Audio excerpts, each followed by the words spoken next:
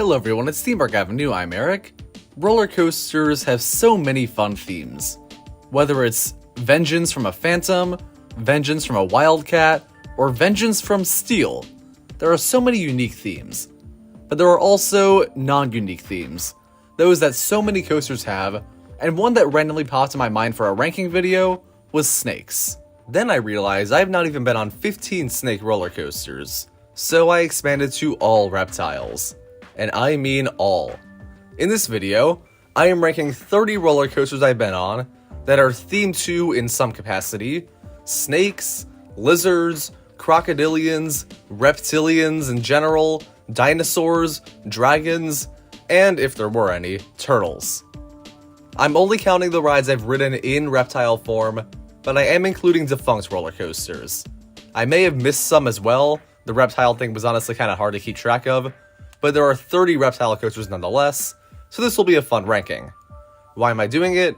Just talk about a variety of coasters with a pretty fun overall theme for the video, just show how common the reptile theme is. I'll do more like this in the future if you guys enjoy this one. Now let's begin. Number 31, Cobra Coaster at Fast Tracks. A defunct kiddie coaster from a family entertainment center.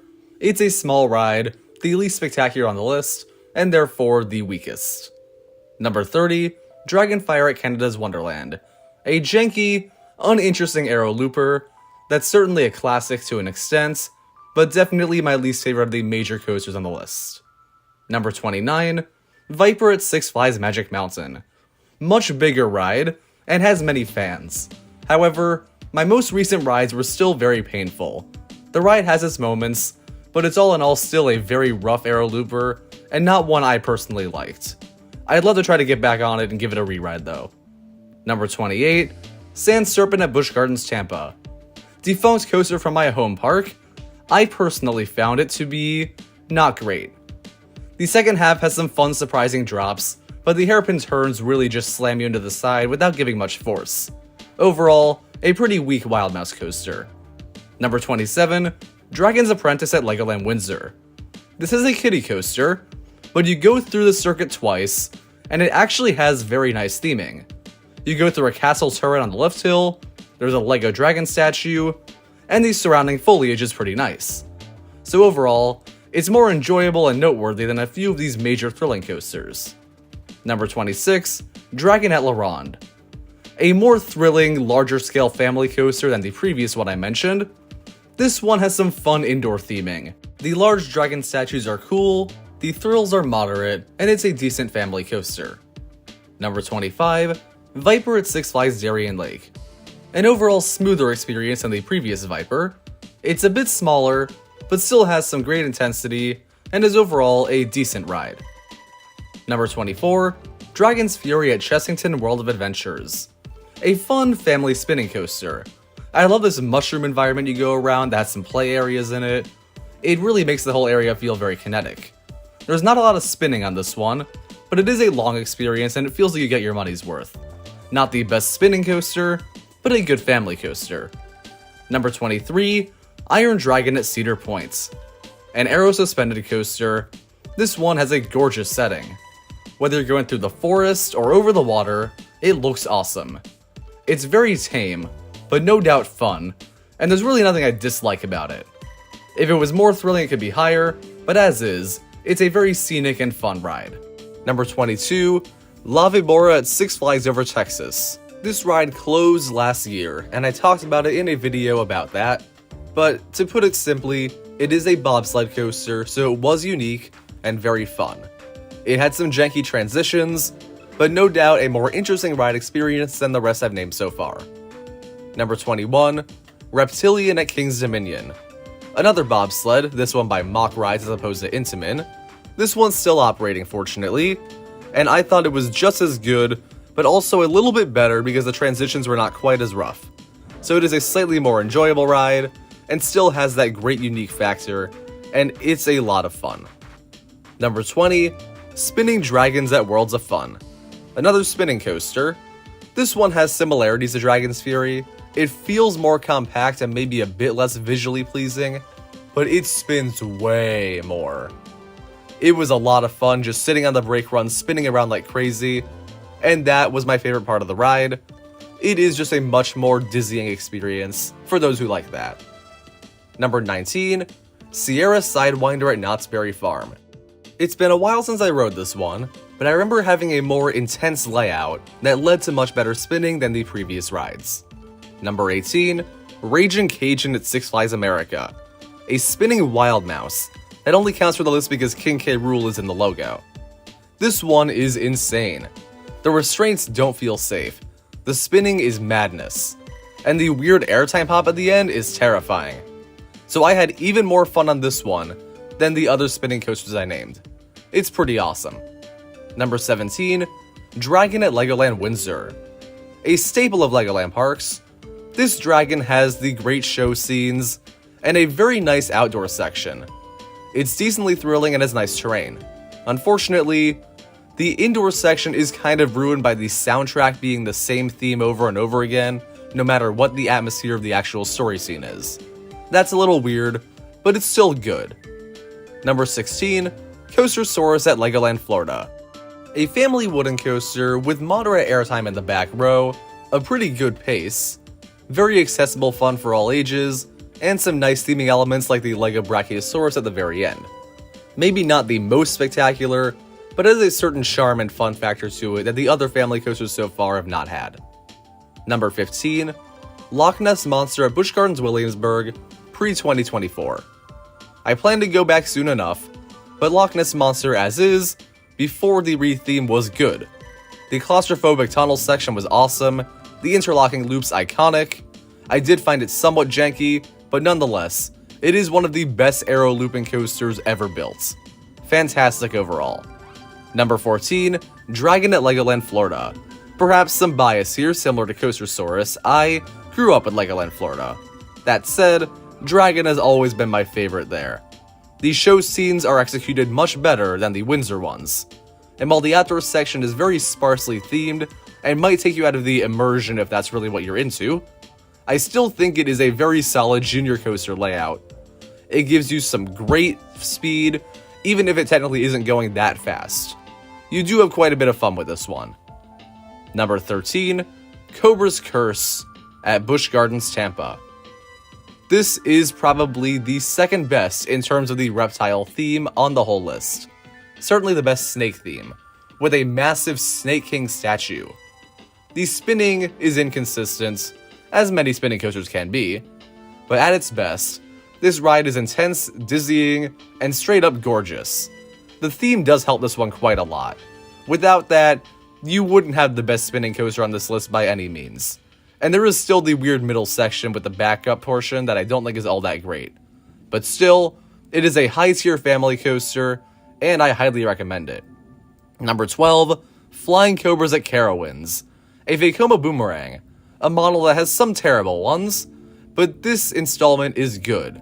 And it is actually my favorite of them, because it's not only intense, but has a fantastic name. Number 11, Dragon at Rye Playland. A super old ride, an absolute classic. I went on it in my youth, and that dragon statue is iconic for me. The ride runs like a dream. There really isn't much else to say about it. It's just a great classic wooden coaster that I highly recommend. Number 10, Anaconda at King's Dominion. No doubts, a hated one. It's gone now, but I loved it. The underwater tunnel was special. The hang time on the final corkscrews was slow, but awesome. The ride was not janky at all. One of the smoothest aero loopers, frankly, that I've ever done. I think it is fantastic. It definitely wasn't the best roller coaster ever, but I will miss it. Hopefully its replacement is a good ride. Number 9, Viper at Six Flags Great America. A wooden coaster built by Six Flags, not a different manufacturer, modeled after Coney Island Cyclone. It offers a very long and complete ride experience, with moments of intensity and airtime.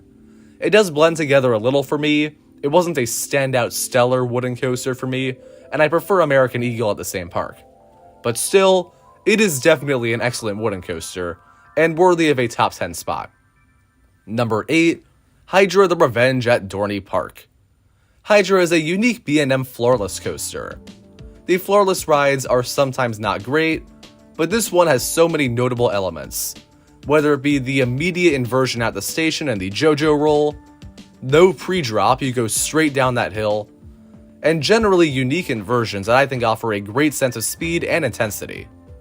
It's not the very best of the floorless coasters, but it's no doubt a memorable and good one. Number 7, Mamba at Worlds of Fun. This is the last roller coaster before the truly exceptional, but it is not far off from that.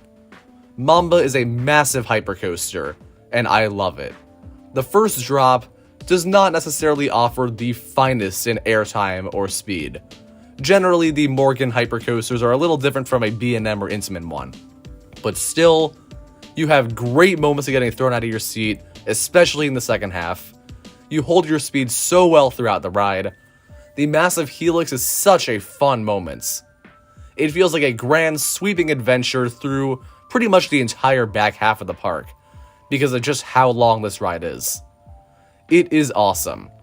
It's a true adventure, and even if it is not the best hypercoaster out there, it's definitely a great ride. Number 6, Tatsu at Six Flags Magic Mountain.